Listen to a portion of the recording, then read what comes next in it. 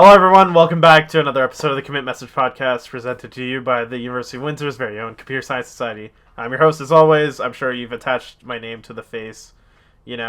Zane, once again, bringing it back. So, here's the fourth episode of the Commit Message Podcast. A couple things before I get into the guest. Harship's video got over 300 views, and TCM is definitely becoming one of CSS's, biggest content streams. I mean, not that we had much to compete with other than the events, but those weren't really geared towards content. Those were more for fun.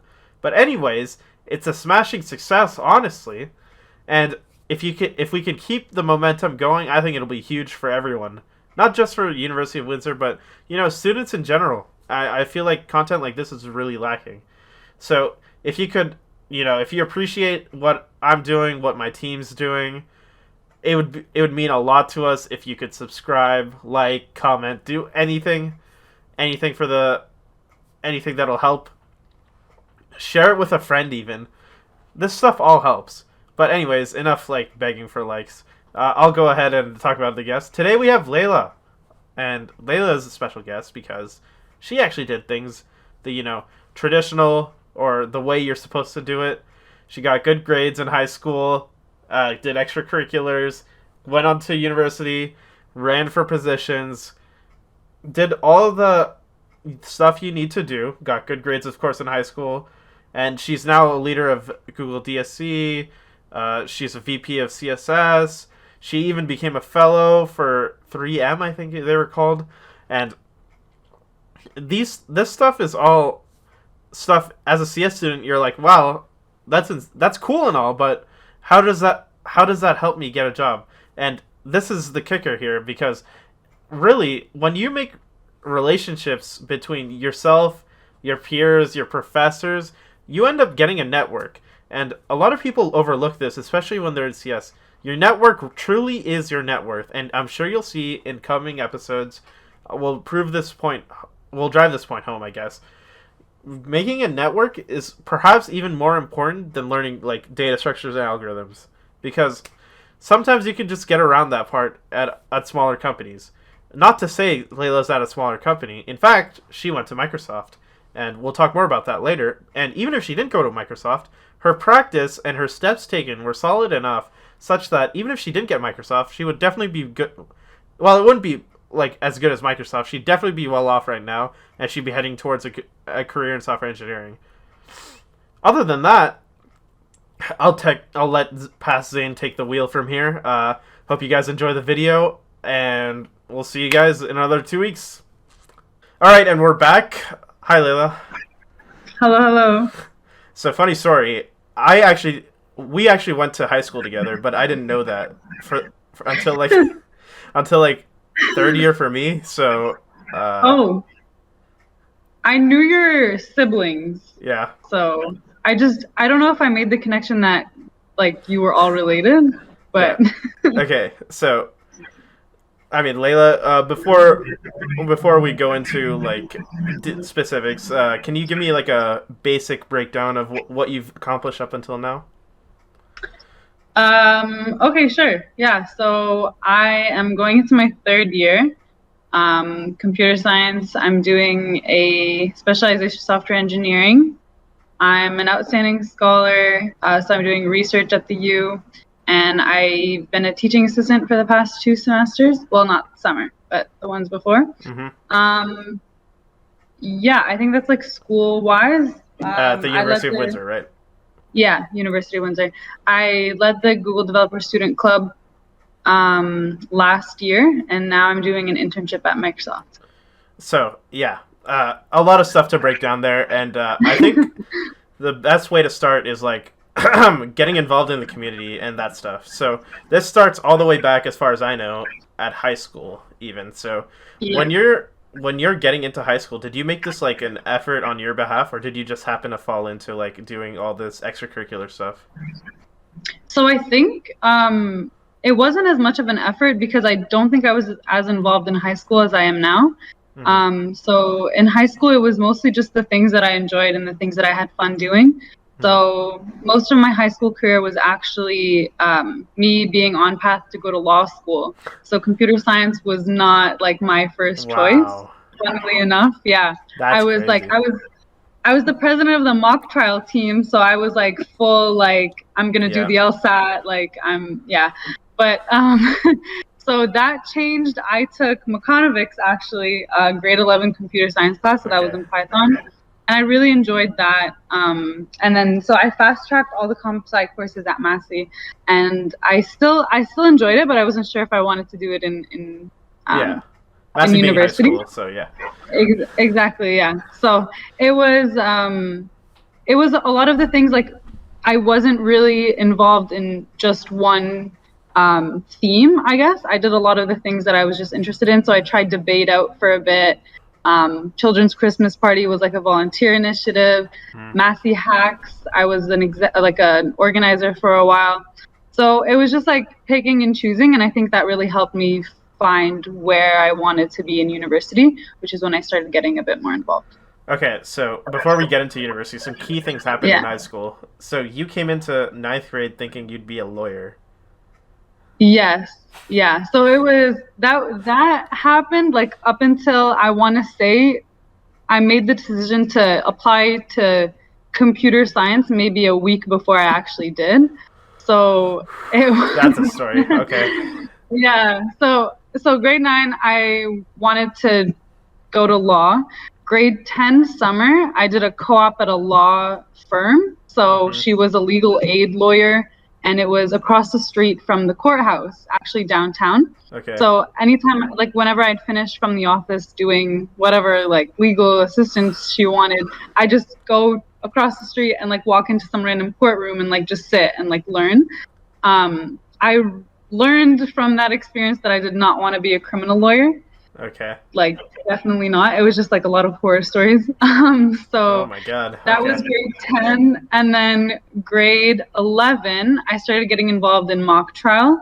Hmm. That was really fun. I really enjoyed that experience because it was like now I was in the courtroom, I guess, like defending a witness or like going through the stages of a trial. It's a lot more like dramatized than what you see in real life, but it was still a good time. And then grade 11 summer, I worked at another law firm, immigration this time, so I did my co-op there, Busy and bee. they actually hired me. Pardon? Busy bee, huh? In high school. Busy. Yeah, yeah. I was honestly just trying out like as much as I could find in terms of like law specifically. So that was immigration law firm, and I really enjoyed it. And I was actually they hired me. I was working there even until my first year of university, like through my first year of university, I Oh. was working there part Okay. time.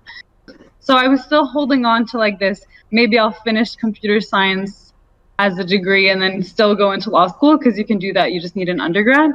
So that was grade 11. And then grade 12, I wasn't taking any computer science courses, but then I started applying to like computer science programs. Right, Um, because you did I, grade 11 computer science in 10th grade and 12th grade computer science. exactly. Yeah, okay. Yeah.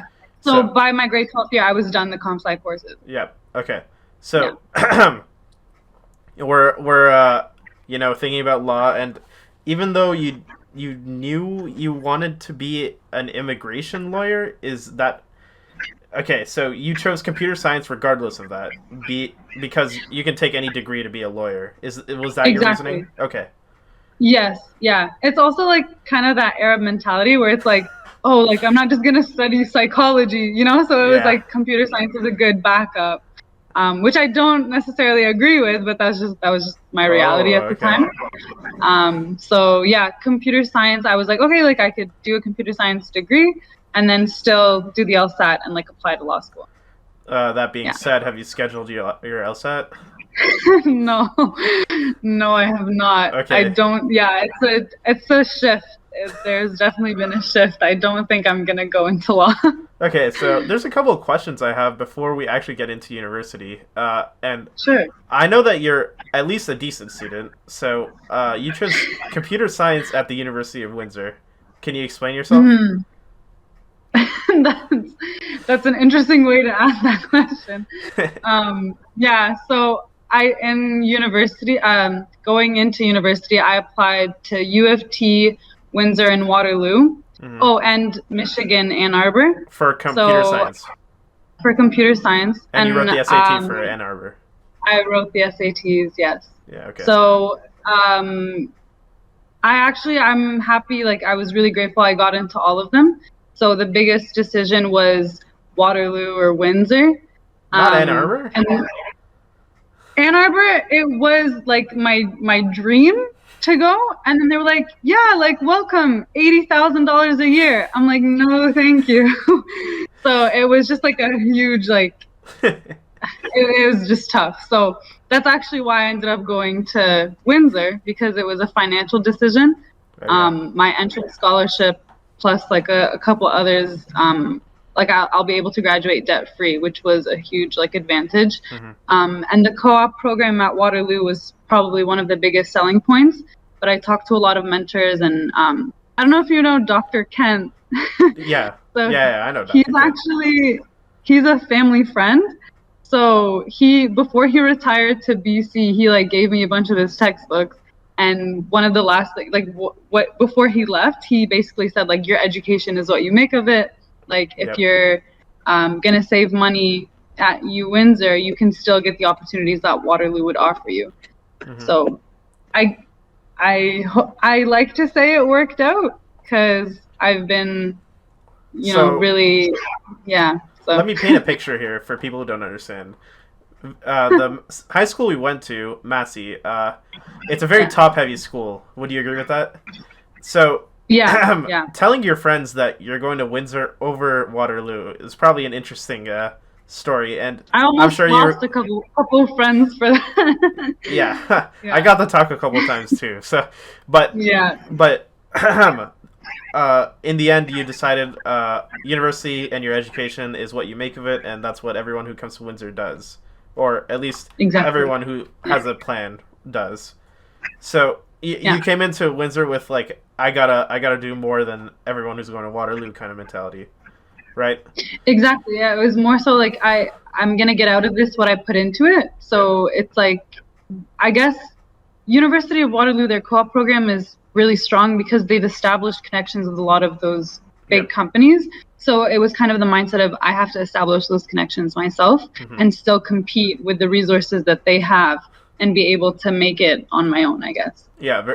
Yeah. I'm sure a lot of people coming into Windsor would think of this, and if you're somehow a high school student watching this, and you're thinking of going into like a huge school versus like a small school, remember getting jobs and internships and things like that is all on you.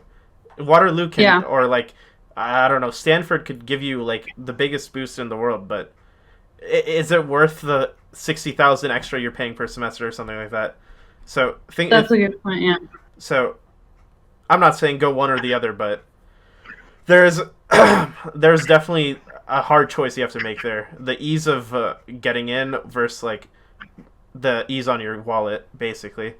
So, Yeah. all right, we've chosen the University of Windsor Computer Science, and computer Yeah. science was chosen for. I know you chose computer science, but for what reason out of the many majors that you could have chosen? Because I'm assuming like every other master's student, you probably took English, math, bio, Yeah. chemistry, Yeah. physics. Yep. So you had like 8 different viable Arab-friendly majors to pick from. Yeah. So Exactly. so go ahead, tell me why it was computer science. Um, so my dad is a software engineer, but he really made a point not to influence my decision. I think part of it was that computer science I had taken in high school, so I had a good idea of what I could expect in university, especially since, like you said, our high school really prepared you for Waterloo's curriculum. So Mm-hmm. even the math courses and the content that we were studying in grade 12 was very targeted towards the things that you would be learning at Waterloo. So in that case, I kind of already had some sort of preparation for like computer science courses at a university level. I guess my favorite subjects in school were actually like English and chemistry in high school, Okay. which were really random. English I still really love, so it's part of like I guess my hobby. It's turned into that, reading and Okay. writing specifically. But I wasn't really into engineering because like the hardware aspect of it never really intrigued me. So computer science just felt like a good bridge between the science aspect of it, like a lot of math and the programming, and you can also interact a lot with like users with the apps you're developing or like websites. So it did kind of seem like a way to somehow bring the two together down the line. Okay, so going in that computer science is, I'd say, especially at the University of Windsor, it's like 9 to 1 male dominated. Did this affect Oh your yeah, decision at more. all? Yeah. So I think it was actually a shock. Like I was expecting a bit more females in class. So like to give you an idea, my first year lecture is maybe like 160, 170 people, Yep. not more than 10 girls. So it was like a huge, like I was expecting a lot more. It didn't impact my decision as much because I was already part of organizations or groups or initiatives that were very focused on bringing more female and women into tech. So I did something called like Code a Dream. In high school, I did like Tech Nation too, which were all like female-led projects. So there was kind of that community. I felt like it wasn't isolated, but the shock in Windsor specifically was pretty big, where I was expecting more females.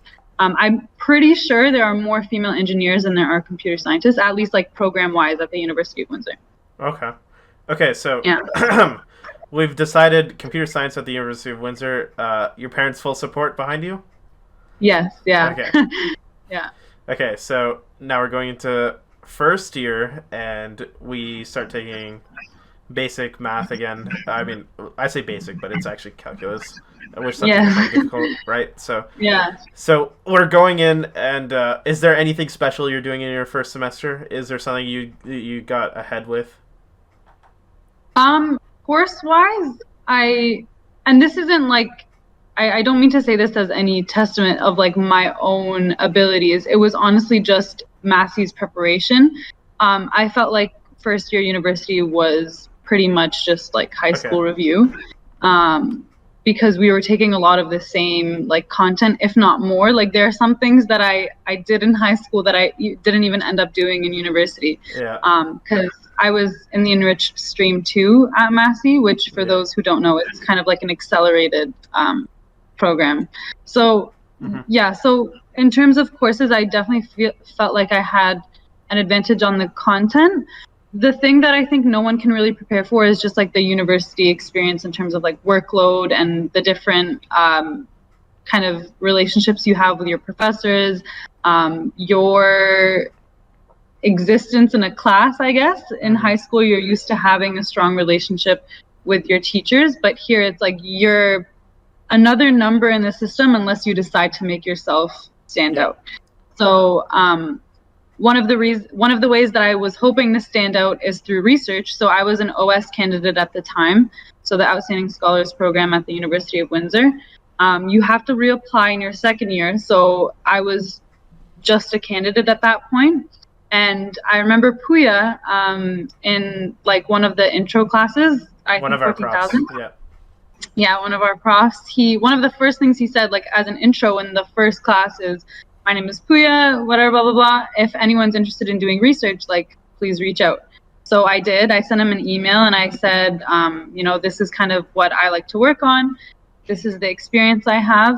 I'd love to volunteer in your lab. So he made me do this like equity research certificate. Okay. And then he basically just like threw me in. So Puya's lab is basically it's working really closely with a nonprofit organization called WEC, Windsor Essex Compassion Care Community. So it's a nonprofit organization, and they do a lot of their like data collection. They do some consulting.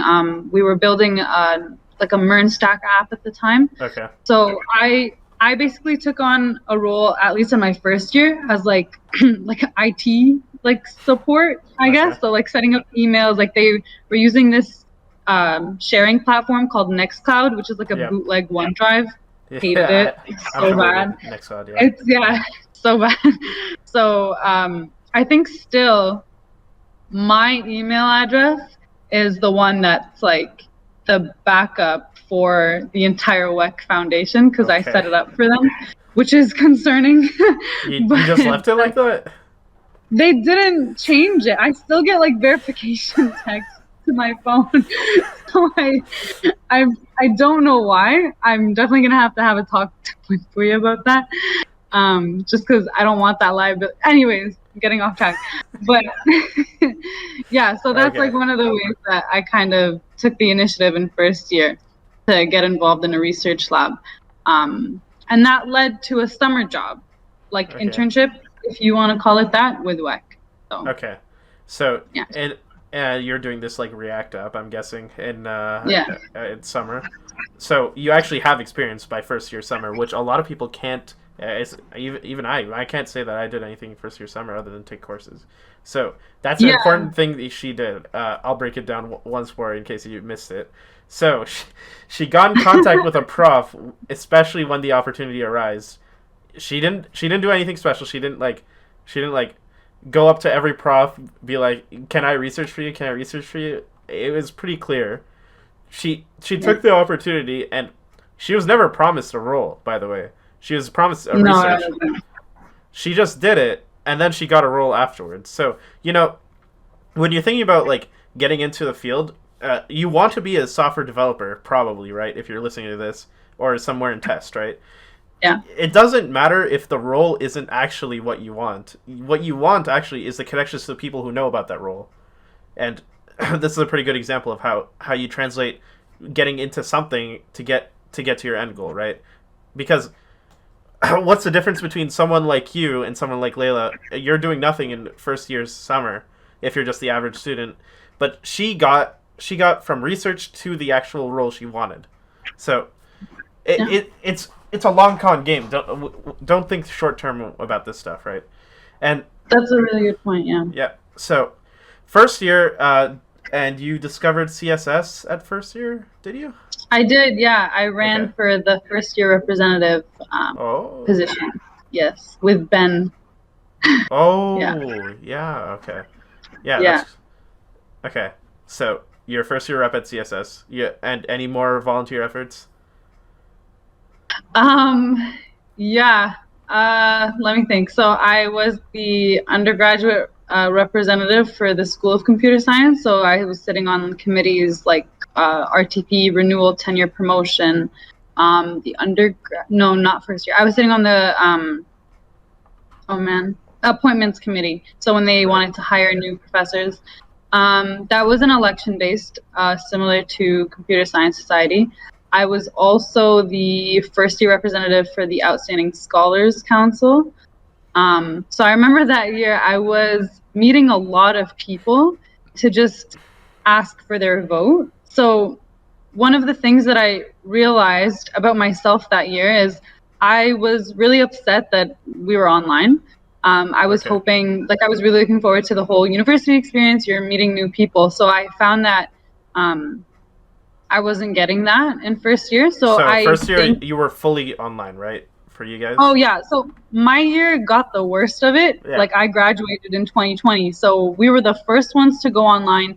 No prom, no grad, no first year uni. And I know a lot of students since then have been in the same boat. But Yeah. for us, like, this was uncharted territory. Everyone was freaking out. Like, I remember the day they announced, it was March 13th. Yeah. They announced that we were going to have an extended March break. And I remember being happy about it. I'm like, oh, that's so cool. Like, so exciting.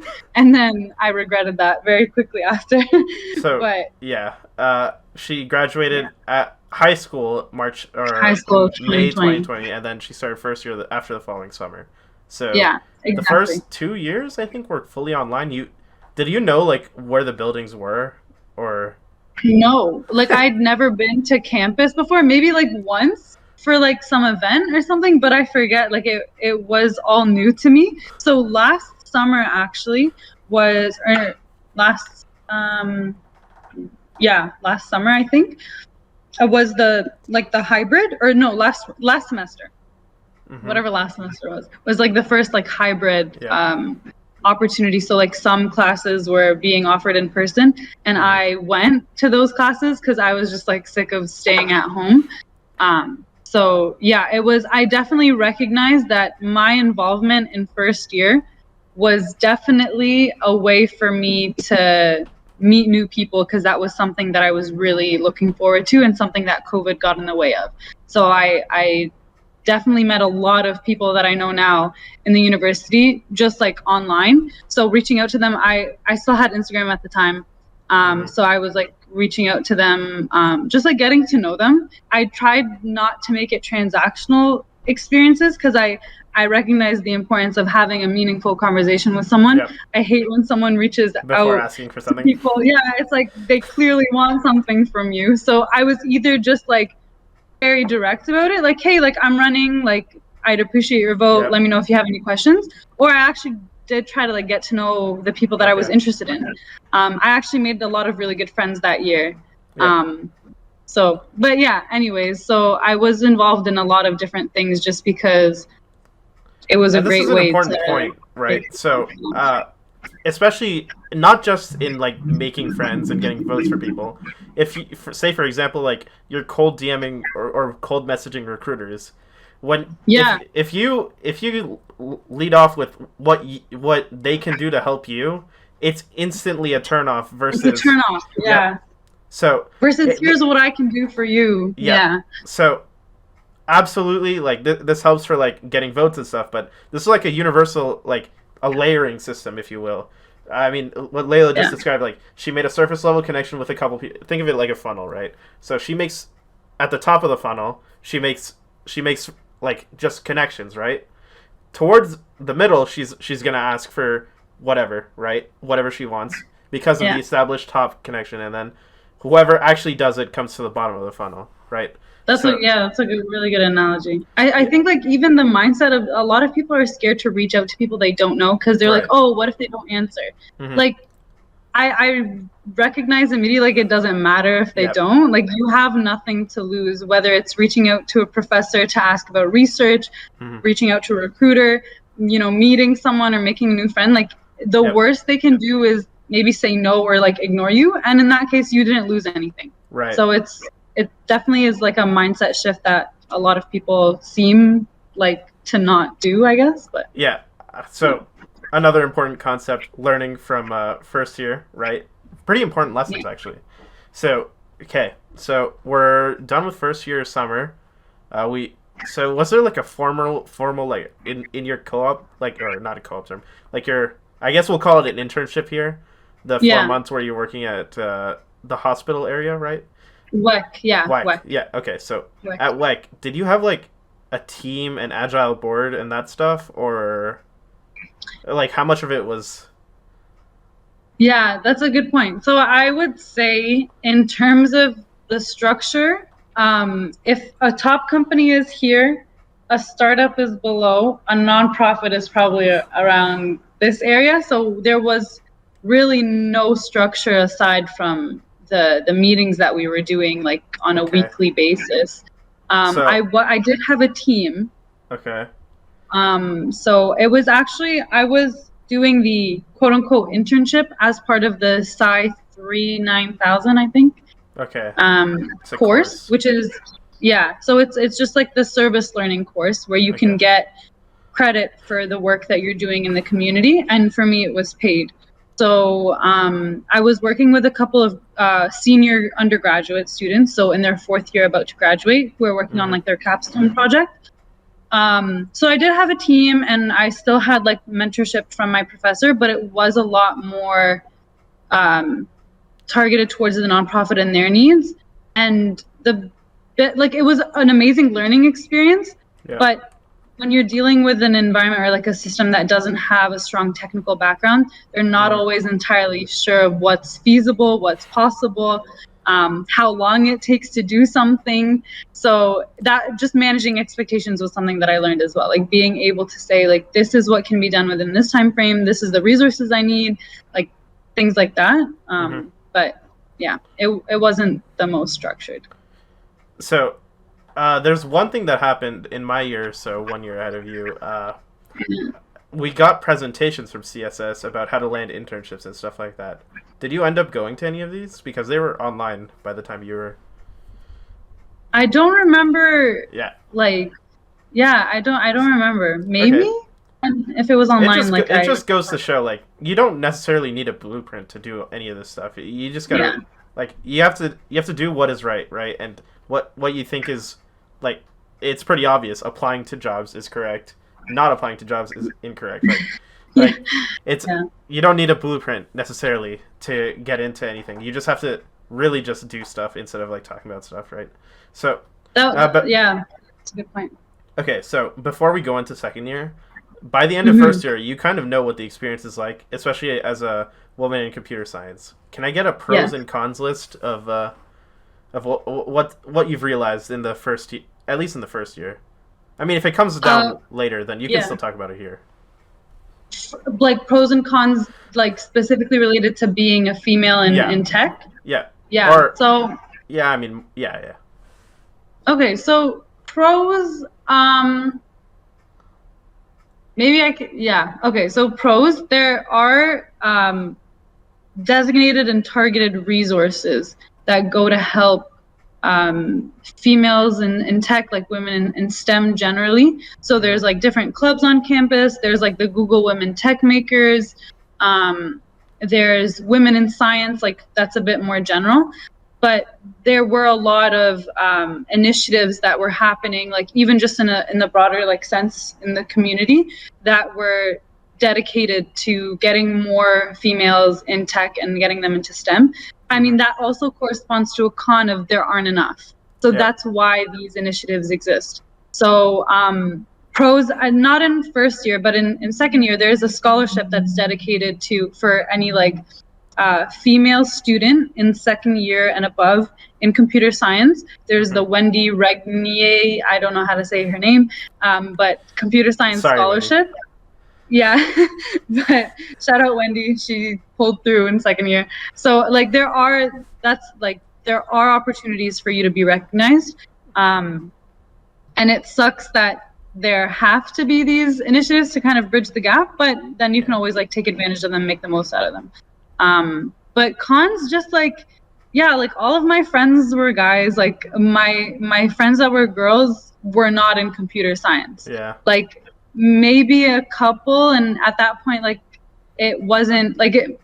I know one girl who's in like the business and computer science Yeah. stream. So it's like not really a lot of people that you interact with. Um, just like having that community, I Yeah, guess, in for computer a lot of science. people who don't know, when they say women in STEM, like I'd venture to say like 70% of the women in STEM are in the S, like in sciences. Oh yeah, for So sure. so like technology, engineering, math, like they're splitting like the Not last much. 30% or 40% or something like that. So yeah, Yeah, specifically in computer science, it's like I mean much less. Like I would say like less than 10%. yeah. So Yeah, uh yeah. yeah, I mean But it's good because like the cons, I guess, one of the biggest ones, and it's an unfortunate one, is that sometimes people will try to use your identity as a female in STEM to justify your success. Where it's like, well, you only got that mark because, and this what I had this said to me, where you only got a high mark because you're a girl, or like in you only got university. this, yes, where it's like, or you What? only got this opportunity because you're a female. Like they're trying to get more, so it's just they'll try to discredit I mean, I yeah. guess your accomplishments. But I mean there's different ways that everyone does that.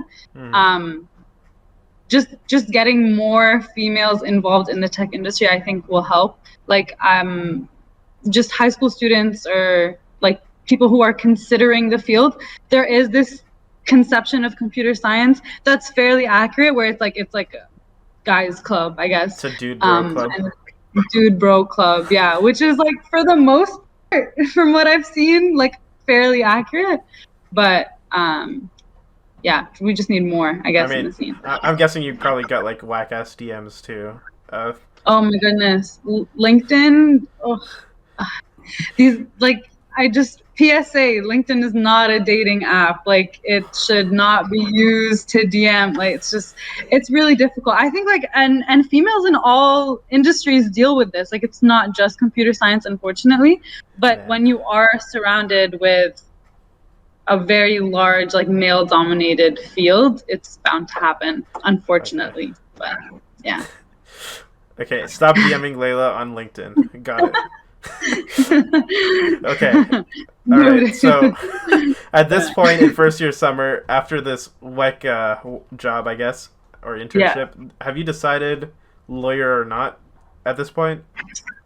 So funny you say that. In first year, I did the undergraduate mock trial competition again. Okay. Um, Really so committing, aren't we? excited. Yeah, I like it's really hard. This is something maybe I can kind of refer to later, but it's just like I don't think I found my niche yet. Like I feel like everyone has a thing, you know? Like I don't think Okay. I found that yet. But anyways, so yeah, I did mock trial again. I really enjoyed it, but after I finished and I did well in the competition, like I was named best lawyer or whatever, but I Okay. finished the competition and I was like, I don't know if I want to do this still. So it was I really enjoyed it, but it started to become more of an opportunity cost management where it was like, okay, I have a limited amount of time in my day. What do I want to spend it doing? And like, Wait, if I want to wait, hold up, frame, hold up, hold up. You're telling me you had yeah, an MVP performance and you were like, nah. Is that exactly is that what I'm hearing? I wouldn't say that, Okay. but I Okay. really enjoyed it. Like, it was just like it was a fun experience. It Okay. was just kind of an eye opening, like, I don't know if I have the time, energy, resources to just keep doing something that I think is like just fun if I don't want to continue in it. If Okay. you know what I mean. So So you decided to change your frame of mind at about after this competition in first year. yeah, and also my mentor, so the coordinator of OS, Dr. Simon Dutoit, he like I remember having a one-on-one with him, and he basically just told me, he's like, you need to focus on something. He's like, you're doing like too many like random things, and that was probably one of the like most valuable pieces of advice I've ever been given. Where the most successful people I feel are the ones that have an, a focused frame, and those who continue to devote their time and energy into a specific cause. Because if you're just like, I forget who said this, but it's like you don't want to be a shallow puddle. You want to be like a deep like ocean. You know what I mean? Like you don't want to spread yourself too thin across too many things, which I think is what I was doing. So then I started shifting into a more like, okay, um, tech for social good, I guess, which is what second year started becoming. Yeah. Then you became the DSC lead, right, in second year? Yes. Okay, so let's Yeah. go on to second year because this is where all the impactful stuff happens, right? Yeah. So you Starts sow the seeds for first year, and then you profit in second year. So Yeah, let's that's a good point to make. Like my second year accomplishments, and I'm really grateful for like all the people that helped me achieve them. Like first year and even high school, like all of the experiences and trials and failures that I had like led to that. But right. yeah, yeah. So we're starting off in second year, and I hear this comment frequently from computer science students. It's second year, first semester, especially if you're in your honors. It kind of makes or breaks you. If you were gonna make it through computer science, this is the Yeah. semester to prove it, right? So, Yeah. what's happening this semester? Yeah, so it came very close to like breaking me, I guess. Not on a I guess like it just like it was a mentally hard period. I like those were some of the hardest courses I'd taken.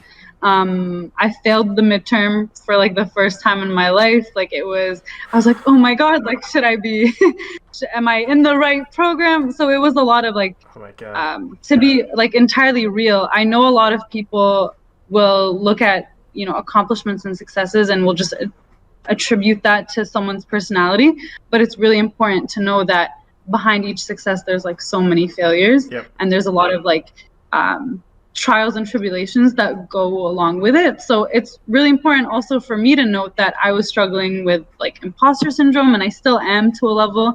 And Everyone I is. did really need, yeah, for sure. Like I think like LinkedIn and social media really perpetuates this idea of everyone's highlight is a representation of their life, where it's like, no, this 15-second clip on your story isn't a true representation of what you're going through in your life. And people often like mistake that.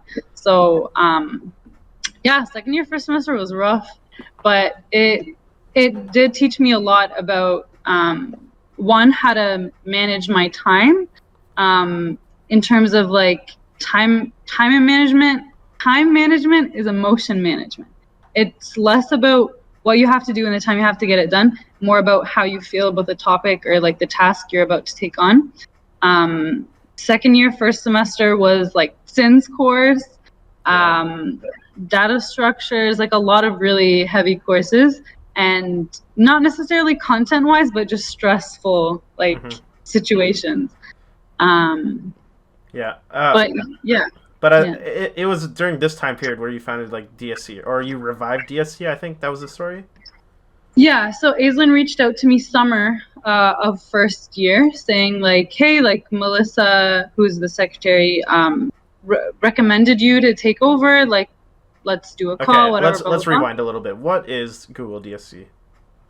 That is a good question. So the Google Developer Student Club, it's an initiative that was started by Google. Honestly, like it was a CSR initiative, like just to promote or to say that they were able to do something good. So it's a win-win situation in the fact that Google can say, look, we're involved in student lives, and then these chapters at universities can tag Google's name for like added credibility. Which, fun fact, we weren't allowed to call it Google Developer Student Club until NOAA kind of fought for that. It used to just be called DSC. Like they'd get mad if you said Google Developer Student Club. And now they get mad when you don't. But anyways, so it's basically just this platform where you can, like within the chapter at your university, you create a community of people who are looking to get more involved in tech.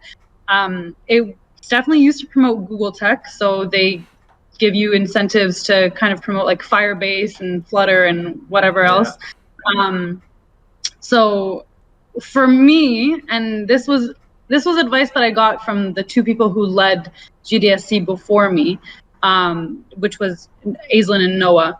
And they basically said to frame GDSC the way that I wanted to. And again, like what you put into it is what you got out of it. So I framed it as more of a community collaboration opportunity. So by definition, GDSC, you're supposed to put workshops to like learn different Google techs and like collaborate with GDEs, Google developer experts, which we did, but I focused more on like reaching out to nonprofit organizations and charities, and then working with them to develop a website or to develop an app. Not all of them went through, but that's another story. So it was definitely like a learning experience for me in terms of working with the public sector, managing a team. I learned a lot about my leadership style and what needs to be changed. I met a lot of people through that experience just within the community. So up until that point, I was really involved in school, like University of Windsor. The only thing outside of school that I was doing was like the mayor's youth leadership team. So that was the only experience that I had outside of school. And this was another opportunity to get involved with like other nonprofits. Okay. So yeah, that's. How much would you say DSC helped you just throughout school, making connections, things like that? It was definitely a valuable learning experience. There are a lot of things that I would change about the structure of GDSC. In terms of learning, it was a lot of intrinsic learning. So I learned a lot about what it means to be a leader, how to delegate tasks efficiently, even just the hiring process, like what to look in for a leader, or like an executive member or a team member, and then how to like actually accomplish tasks and deliver. And then in terms of the like meeting people, making connections, I was definitely able to do that, but it wasn't given to me. It wasn't like handed like, oh, here are all the connections that you have, just like meet them. No. It was like, you can use GDSC as a platform to add credibility to your profile and say, oh, like I'm leading the Google Developer Student Club. I'd love to do 1, 2, 3 with you, or I'd love to hear more or learn more about 1, 2, 3. So it was a platform that I could use to kind of accomplish what I wanted, not necessarily what Google wanted. There wasn't enough financial support, or like they didn't give us any funding for events.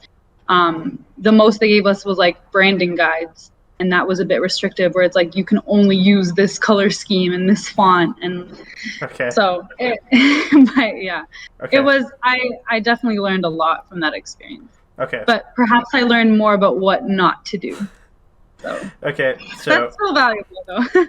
we're gonna transition to the stuff everyone wants to hear about. In second year, first semester, you probably 90% chance you applied to Microsoft at this time, right? I did, yeah. Yeah. Okay. So before we go into the application itself, we're gonna rewind a little bit. What does your resume look like? What did you decide to keep on? What did you keep off? Give me everything. Yeah, so my work experience up until first year university was I worked all throughout high school since grade 9 as a course instructor at UC Mass, which for those of you who don't know is like a mental math school, and I worked like the two co-ops at law, like the law firms, and then the part-time law firm. So it wasn't anything related to tech. So my main resume component, so I took all of that out and I only kept teaching experience, so I was a TA, and research with Puya. Which, by the way, you should be doing both if you can. Yes, yeah, for sure. Like, definitely apply. So that was like my work. That was like experience at the top, as well as my like internship with WEC.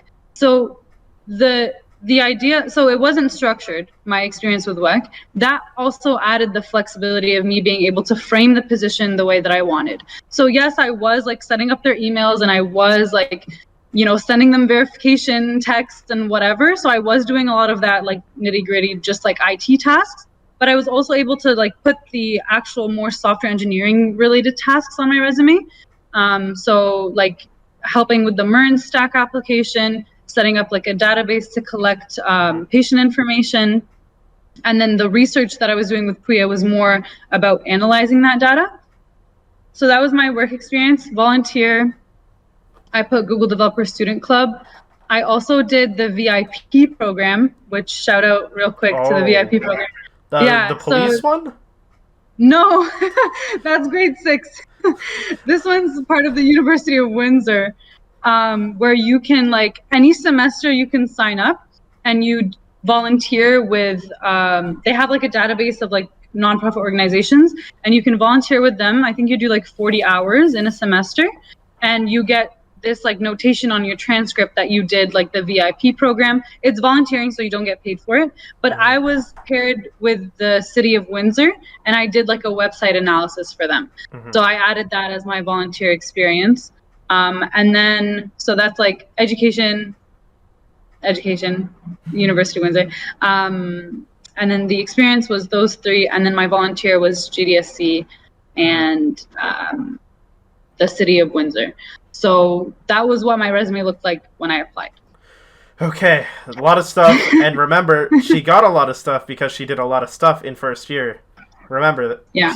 This was planned, like this was, it might have not have been intended, but she definitely did a lot of stuff in first year to get something on her resume, right? And okay, so let's talk about the actual application itself. Microsoft's famously, all these big, huge tech companies famously open up for summer really fast. So, like some of them even the previous summer. So let me know when in the application period you actually applied, and we'll go more into it. Yeah. So, against co-op's advice, I technically wasn't supposed to be applying in this time period, but I did anyways. Well, you and have to. I don't recommend. I mean, I do recommend. I'm basically apply before co-op tells you. So I was applying to a lot of jobs through LinkedIn, and I applied in October. I think Microsoft was like the 3rd company I applied to, just like on like list wise. I remember I started keeping a spreadsheet. I stopped that after a while because it got tedious.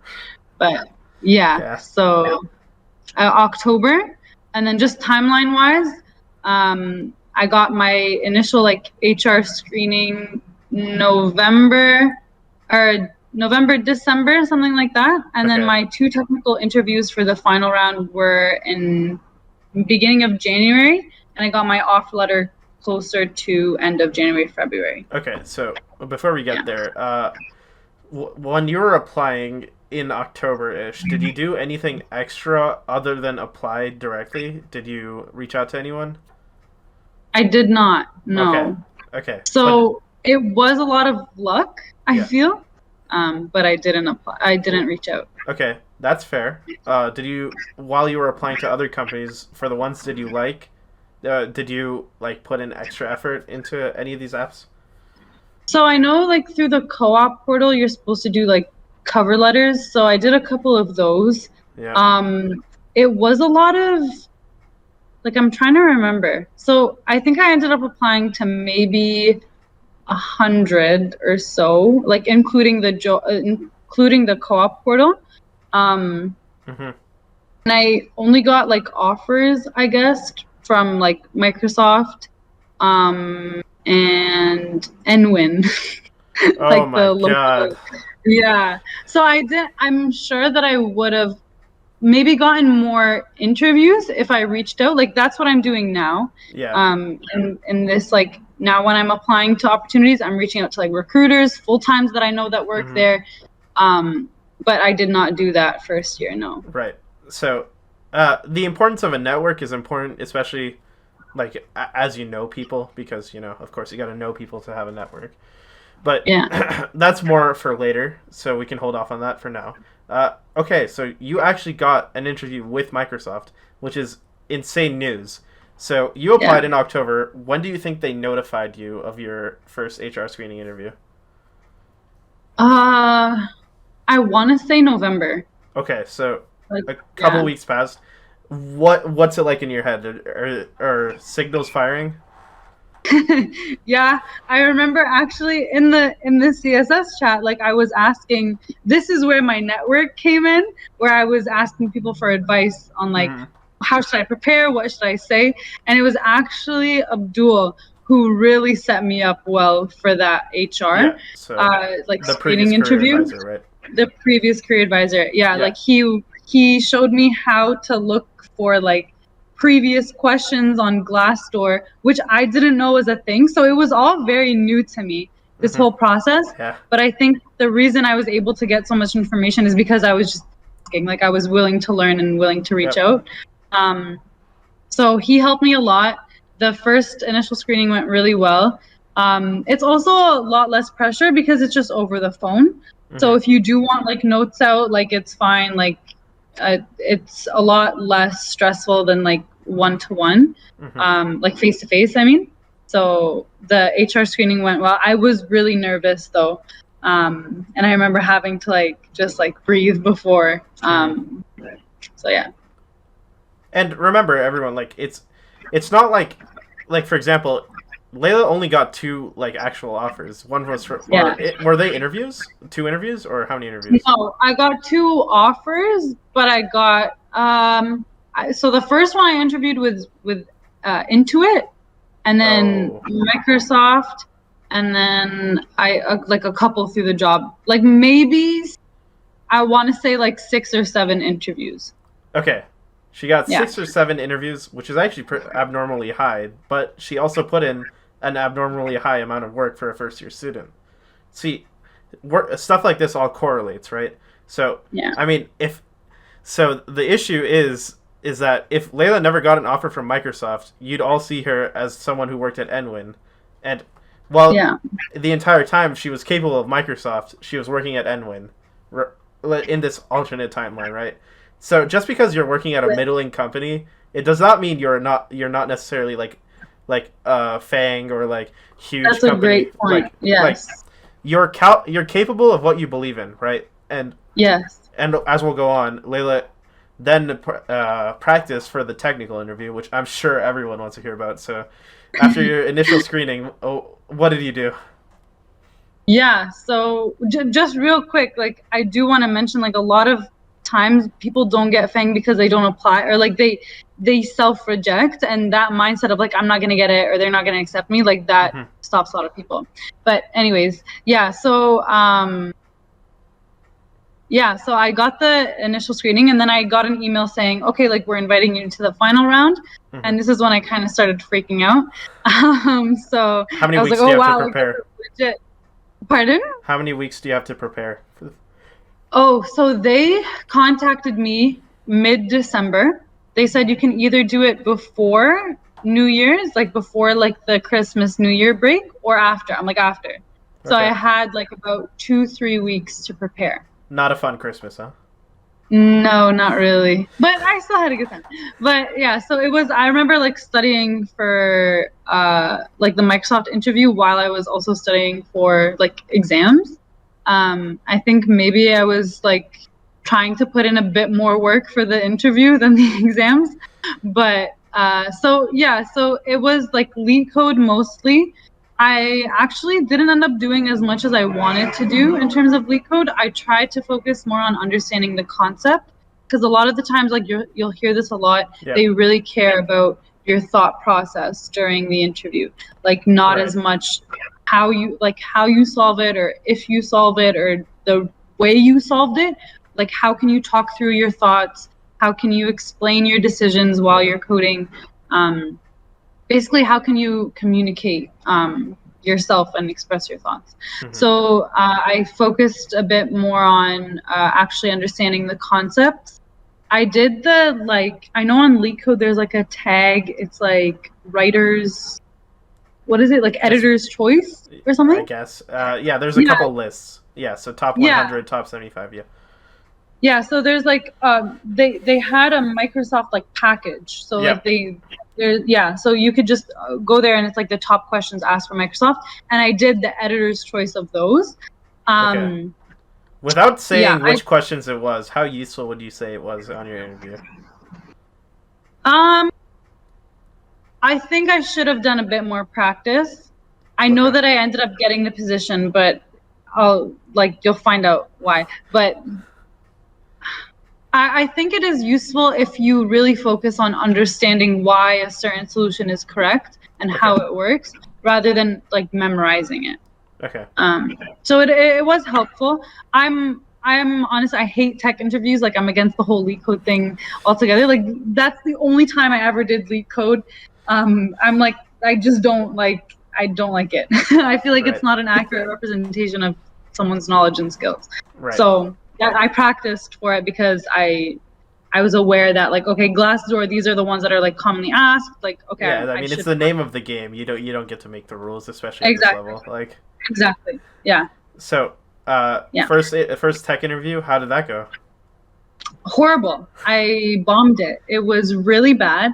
And I think like the biggest reason it went horrible is because I was putting a lot of pressure on myself. So like maybe Okay. I could have walked through the answer. I wasn't familiar with the algorithm as much as I wanted to be, Yeah. but I probably could have expressed myself better if like I basically choked. Like I felt like there was a lot of stress and I was up in my head about it, so I just didn't get it right. And she Okay. wasn't as helpful as I was hoping she would be. They're supposed to also like give you like like, I'd and like she to was just ask kind of my like teammate staring about at me. this. Yeah, like I was just kind of like she was staring at me and I was like looking at the question, like figuring out the best way to understand it and like go about it. So it was really bad. Like I was really upset and I felt like okay, I didn't get it for sure. Mm-hmm. The way that they set up my interviews, I had an hour and a half between that first round and the second. So Mm-hmm. within that hour and a half, I like kind of recollected myself.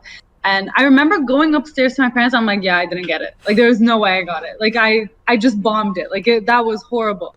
My parents were like, okay, like, just go find out what the next one's like. Like, Okay. just see what he's going to ask you. Learn, Okay. like, take So it as a learning experience. but I forgot to ask but at the No, start. This was at the Vancouver location, right? yes, Okay. Vancouver. Okay. So Yeah. and then So I was applying to Vancouver. right. Mhm. So after the first bombing, right, of the Bombing. Yeah. yeah, I'm gonna Yes. leave it like that. After you failed the first interview, basically, uh, Yeah. then okay, then you're like, okay. My parents said, all right, let's just fuck it. Let's go to the next interview. Right? Yeah. So that's the mentality going in. No The pressure, mentality basically. is like, I didn't get it. Let me just absorb as much as I can from this next one. Yeah. Let me go to N-Win. Yeah, no, for real. Like at that point, I know Dr. Samit was trying to set me up with like a TD position. So I remember telling my family like, okay, like it's okay, like I'll just go to TD, it's fine, like whatever. But I was upset because I felt like I blew it. So I was kind of like, I had an hour and a half to just change that mindset and go in with more, this is a learning opportunity, like this is a manager at Microsoft, I can just learn from him, like it'll be a conversation, whatever. So I went in like I didn't get it, so I have nothing to lose. That was the mindset. And that one no went pressure. really well. Yeah, so I removed all of the pressure from that situation because I was convinced like, okay, no problem, like this time I didn't get it, this time it didn't work out for me. I have nothing to lose, let me just learn. Okay. And then the second interview was with an engineering manager on a different team, the team that I'm on right now. I don't work with him, but I work like in his org. So anyways, we started off talking and he goes, how was the last one? I'm like, can I be honest with you? It was horrible. Like I didn't do as well as I wanted to. And I probably wouldn't have said that if I didn't actually like fail the first one. Like I don't know if that's something you should say to a manager, but I was just being authentically myself. Yeah. And the main point here is be yourself, right? Yeah, exactly. So his response was, well, a good engineer like just knows how to bounce back, and I'm like, yeah, for sure. Okay. We ended up talking. So the interview was like 45 minutes. We were talking for the first half hour just about like the difference between a good PM, and I was applying for a SWE role, but we were talking somehow about like project managers. Yeah, so software engineering. Yeah. Yeah, software engineering. Versus so project management, right. So, yeah, exactly. Yeah, acronyms. But so it was just a conversation, and because I was like, I have nothing to lose, I was really like open in conversation and just like cracking jokes, I guess, and being myself. And then he goes, okay, like let's do a coding exercise. And it was one that I had done before and one that I was confident, like I think it was even in like the data structures course, like it was something that was fairly easy. Okay. I did it, and then at the end, and I like kind of talked through my thought process. I felt a little bit like I was acting because I already knew the solution and I knew like how to go about it. So you kind of have to reframe your conversation and your dialogue to walk through it as if you're seeing it through like the first time. And then in the end, like something that still stuck with me is he said, for me, like an intern is someone who's just willing to learn. It's a plus you can code. And so I was like, okay, like say less, no problem. Like this was a great interview, like whatever. And at that point, I didn't know in the interview process if the end decision was a combination of both managers, like of their reflection of you, or if it was just like one or the other. So it was really the 3 weeks between that last interview and then if I got the offer or not, that was really stressful because I just didn't know what was happening. But it was kind of like, okay, I have no control over this anymore, so I just have to wait and see. Right. Okay. What an interesting story, actually. There's a couple of key takeaways, which I can boil down here. First, Laila was authentic to herself, right? Number one, always be yourself, right? You're not someone you aren't, right? Second, when she bombed the interview, she relieved herself of pressure, which she, like, I mean, hindsight 2020, was holding her back after the fact. Yeah. You can't really know that in the for sure. Yeah. Yeah. But third, she had a conversation, and this is important because especially when you're not in the not greatest, like you're not like, I'm gonna go ahead and say like most people aren't gonna ace every coding interview they've ever had ever. And unless you're doing that and they have no reason to like deny you, it's really important to just connect with the other person, right? Unless you're like some sort of mega genius. Even then, like it puts you ahead if you if you just straight up, they're humans too, you know. And Absolutely. I found that to be true with my interview too. But and in in what like in one interview she changed from a complete fail to getting the offer 3 weeks later. And now I gotta know, how was your reaction to the offer?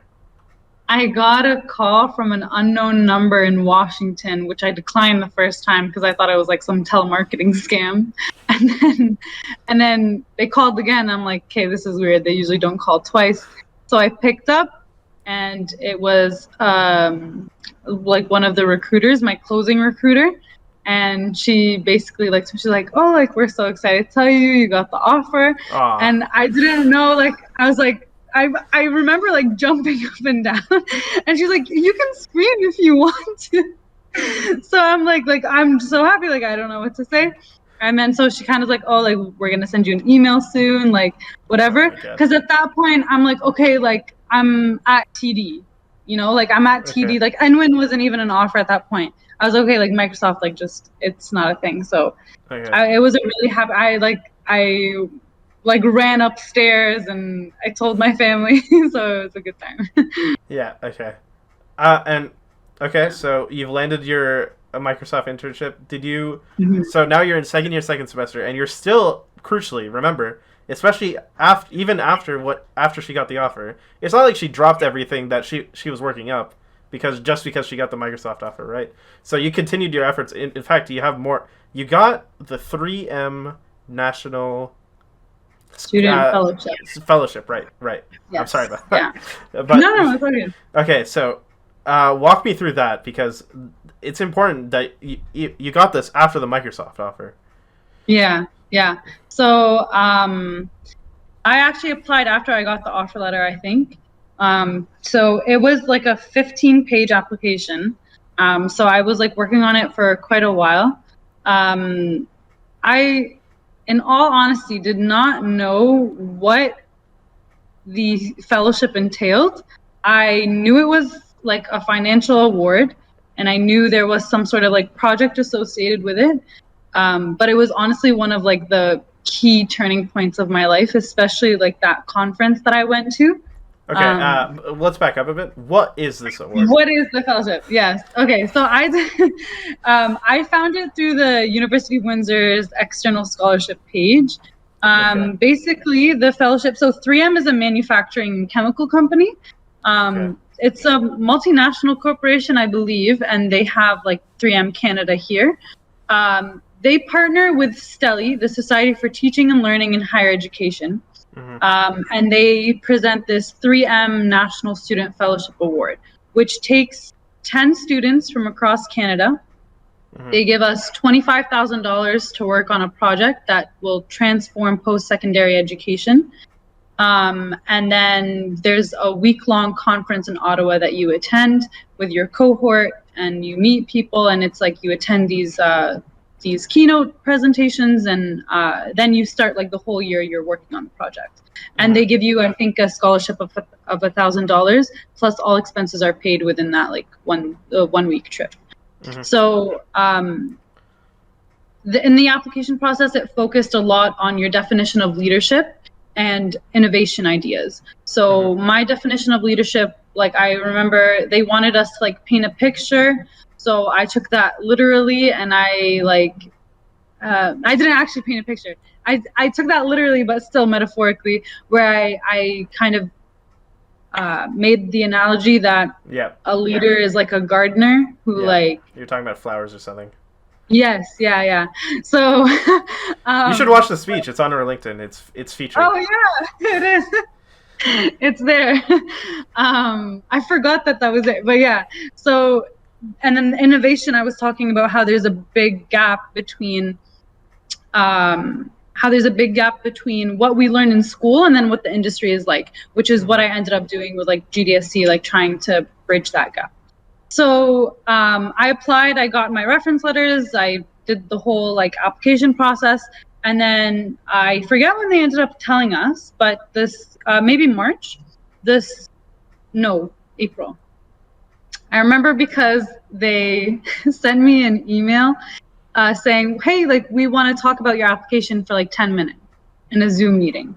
We Mhm. just want to review your application. And I'm like, oh my God, this is because I dropped stats. They're not going to give it to me.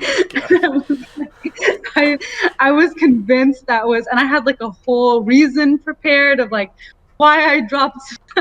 I really got into my own head. But the whole call was like, I got on and they were like, congratulations, you got it. And it was like a 5-minute call. That's it. Okay. Yeah. Okay. So then the conference was in June, and that was like an amazing experience. You must have met so many people. Oh my goodness. Like, so 2022, like this year was the first year they did it in person again. Mhm. So we met the 2020 cohort, 2021, and 2022 cohort. So all of the students that have been selected in the past 3 years, and they're actually like, I'm really grateful for like all of the accomplishments that I've achieved, but I felt intimidated like talking to them. Some of these, like, I met this one guy who did an undergrad in economics, did a master's in economics, and is now going to med school just to like try it out. And like I met someone else, like, they're unreal, like so many amazing accomplishments, and they're all very devoted to serving their community and like just making an impact. So yeah, it was an amazing experience. Okay, so, and as a side note, not that it matters that much, this is the semester you got to be a VP of CSS? You became VP of CSS this semester? Yeah, that's when I ran, yeah. Yeah, okay, so now you're the... Are you my boss? Wait. I don't know if I'm under the VP. You might be my boss. No, you're under... Wait, you're under student affairs. I'm not sure where I am. I don't even know. Like, it's all good. We're all a team. Doesn't matter. No one tells me what to do. I just do my things. So, yeah, exactly. Okay, I might be talking to my boss this entire time. Okay, so too funny. Okay, so all right, so Yeah. second year, summer semester, Microsoft. What is it like? Yeah. They broke my heart and changed the Vancouver experience to a remote internship. I was looking for like apartments, like I was about to go, and then they said like all Canadian internships are remote, which is not true, but it's okay. So I started remote. My team is so amazing. Like, I've been learning so much. One of the main things that I've heard, even like from people outside of Microsoft, is just like the culture it's really transformed like since Satya joined. And then now I'm in Toronto working from the Toronto office because I got sick of working from home. I just wanted to. So yeah, I requested a badge and like now I'm here. Yeah, I mean, it took me like sidebar here, but I requested my badge like 3 weeks. Like, it took them 3 weeks from me requesting my badge to it actually coming to the office. And I only requested it to come to the office because I was like, well, if it only takes a couple of days, like, I'll just have it in the... Oh my God, it took them so long. They've shifted from like... I still don't have mine. Oh my... It got here like Friday of last Friday, 2 days ago. These guys take 9 years to do anything. And I'm going to get it on Monday, yeah. And that's it's actually an important point. When you're working for larger organizations, like, it is hard to get stuff done. Like, you gotta pass a lot of quality checks. You have to. It's very like there's a chain of command that you have to go through for almost everything. Yeah. Even like the feature that I'm working on, like, would have been deployed a long time ago if we weren't just like waiting for deployments on all the other repos. Like, it was just yeah. But anyways, I was just talking to my tech lead on the project, and I was like, if I was given this like by myself, I would have finished this in like a week. And instead, like, yeah, I'm like I'm coming into my 4th month on doing this. So, I mean, of course, the quality is higher, but, like, man. That's a really good point. Like, I know, like, startups are fairly, like, faster paced. Yep. But, yeah. We focus a lot on tests, and I'm sure a lot of companies are starting to do this, too. Right, so. Yeah. Okay, so anything more significant in Microsoft that you're allowed to tell us? I actually don't know, like, what the the frame of discussion that I'm allowed is. Like, Okay. so I guess like very generally, like one of the main things that I learned is that there is a large gap between what I've been taught in school. Like, Yep. I felt like I was learning things from the ground up. Yep. And one of the great things about being an intern is that they expect that. You know, Yep. they allow that room for learning and exploring and making mistakes and asking a lot of questions. So that's actually a lot of my time is just spent like pinging people like, hey, like, can you explain this to me? Are you free for a call? Do you want it 1, 2, 3? And so that's actually like, just to note, that's looked upon like actually favorably, where if you're asking a lot of questions and you're reaching out to a lot of people, yes, be independent and yes, like get stuff done, but meeting people and making connections and like proving yourself as someone who's willing to learn and who is curious goes a long way. Like I think that's one of the reasons why like my team has enjoyed my presence so far. Wait, I thought your team was in BC. So do you like call them from the Toronto office? So my team, I'm on a sub team of a larger team. Yeah. The sub team is based in Barcelona. Of The course. larger team is based in Seattle. Because I'm on a Canadian internship, they put me in Vancouver initially, but I'm remote because no one's in Vancouver. So I'm working it's like all over the place. But next year, hopefully I don't jinx it, but I have an unofficial return offer to be in like Redmond. Okay. Okay. Yes. Yeah. Okay. So I guess that swallows the next question, which is, what's the future looking like for Laila? You can. You're applying to other places, I'm guessing. Yeah. So I'm applying for the winter. Yep. Because I'm like just starting the application process now. Yeah, me too. I know it feels like I'm late, but I think like I still have some time. Winter's way closer. Like you don't have to like apply like a year before. Yeah, exactly. Yeah. And there's not as many companies that do Yeah. like a designated like winter term. So Microsoft only hires, at least US Microsoft only hires winter interns in the summer. So if like when I go back, I'll be back in the summer. So I'm looking for potentially a winter internship. I'm going to be picky with this one. So if I don't get something that I think will definitely add value either to my like skill set or my bank account, then I'm going to just do another work study term. Sucks to be Edwin, huh? Yeah. Yeah. But I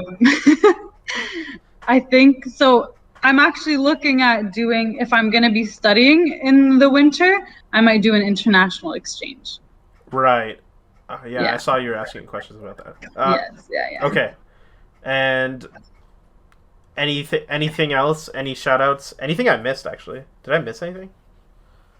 I don't think you missed anything. I guess like the last, like the couple pieces of advice I have is like definitely don't self-reject. Right. Like you never know what circumstances are in your favor or what people are looking for. So just apply, and the worst that can happen, just apply, just reach out, like just do it because you have nothing to lose. Mm-hmm. You're gonna be able to learn from the experience anyways. And don't compare yourself to others. So like my experience and the situation that I've been is specific to me. So like if anyone like will hear this and be like, oh, like I didn't do 1, 2, 3 in first year, like you don't have to. Mm-hmm. Everyone has their own path to success. Like just focusing on yourself and competing with yourself, I think is the best way to get to where you want to be, not with anyone else, because everyone has their own set of circumstances. But yeah, I guess like I wouldn't be here. Like I guess if there are any shout outs, like it's definitely like Computer Science Society. Like I know this is gonna sound biased, but it's such a great community of like just putting something in the general chat. Like people are willing to help. Yeah. And like it's like if I didn't talk to Abdul like as a career advisor, like I wouldn't have been prepared for that first screening interview. So it's just like people really make the biggest difference, and I'm fairly extroverted, so I get my energy from talking to people and meeting new people. But doesn't always have to be that way. Like, Mm-hmm. I think when you meet someone, you kind of learn everything that they've learned, and you kind of can absorb and live through them. So it's really important to like just use the network you have, and don't use them like transactionally. Like, actually create meaningful experiences, because Right. that's what it's gonna end up. So big shout out to CSS. Also to like everyone who's like been a huge part of this along the way. So yeah, I'm excited for what's to come. Yeah, Don't know what that and is. let me but- cut in one huge theme. Layla didn't let her degree define her, right? She went into UWin knowing that she was going to do more than what was expected of her, right? Don't let your degree hold you down, especially if it's like some smaller school or some cheaper school, Yeah. right? Yeah, make the experiences for yourself. And it's absolutely right what she said earlier. Or what Robert Kent said earlier, one of our Yeah. one of our profs. Your education is really what you make of it. One university, okay, let me just say it pretty fairly. One University of Windsor degree versus another one can be completely different. It could Absolutely. be like this kind of a difference, depending on what you did, right? Two degrees are not worth the same even if they have the same title. And Yeah. even the same grades too, honestly. That's it's a really good point. So it is how it is. And that's honestly like a big reason why recruiters can't really filter out like good applicants from bad applicants, because on paper it's the same degree, right? But of course everything has a value to it, and Absolutely. yeah, That value is what you make it. Yeah. but yeah, definitely don't DM Layla on Insta. No, you can do that on Instagram. I'm kidding. I don't have socials, so you can go for it. Okay, don't DM her on LinkedIn. Yeah, don't. That's Unless what I it's like a serious. No, I'm joking. Okay. Anything else? I think that's it. Yeah, thank you. This has been really fun. All right. So yeah. All right. We'll see you in another 2 weeks with, I think it's you then Ryan. So Ryan will be Sounds good. a pretty back to back guest here. So yeah. All right. So see you guys in another 2 weeks. Ryan's good. We'll be back with Ryan Prairie.